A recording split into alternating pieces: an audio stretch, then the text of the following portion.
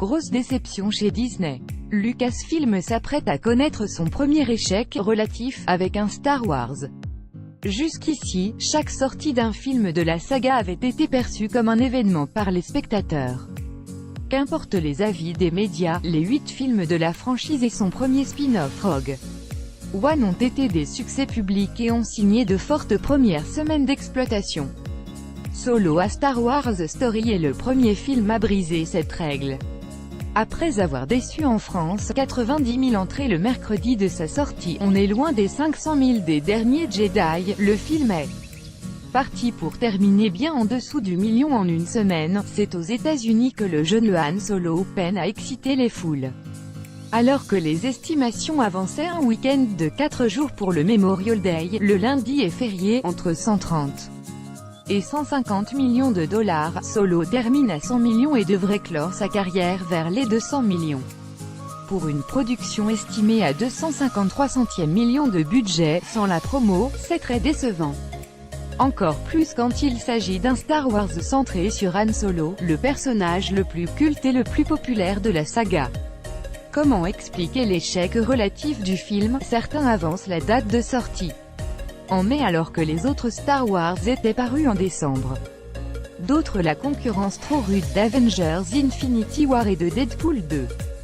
D'autres encore le mauvais buzz autour du film qui a connu une production compliquée et chaotique. Ce fut aussi le cas de Rogue One qui fut néanmoins un gros succès. D'autres encore qu'Alden Ehrenreich n'est pas Harrison Ford et ne parvient pas à faire oublier son aîné. Enfin d'autres encore que le film n'est simplement pas bon et n'apporte rien à l'univers Star Wars. Ron Howard a réagi sur Twitter à cette sortie commercialement décevante. Toujours optimiste, le réalisateur a commenté « Le film n'a pas atteint les estimations mais c'est un record personnel pour moi.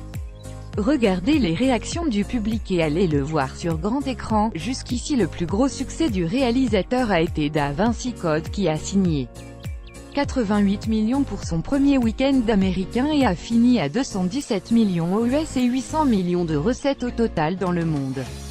Si Solo peut atteindre les 217 millions aux US, dans le monde les 800 millions vont être compliqués. D'autant plus avec l'arrivée la semaine prochaine de Jurassic World Fallen Kingdom.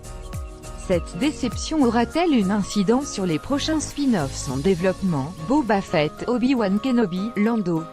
À suivre. Une chose est sûre, Disney risque de perdre de l'argent avec un Star Wars pour la première fois depuis son rachat de Lucasfilm.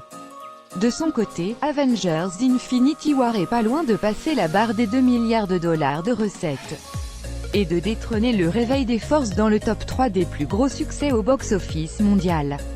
Rappelons au final que ce ne sont que des chiffres et que cela n'empêche pas de nombreux spectateurs d'apprécier et de défendre Solo.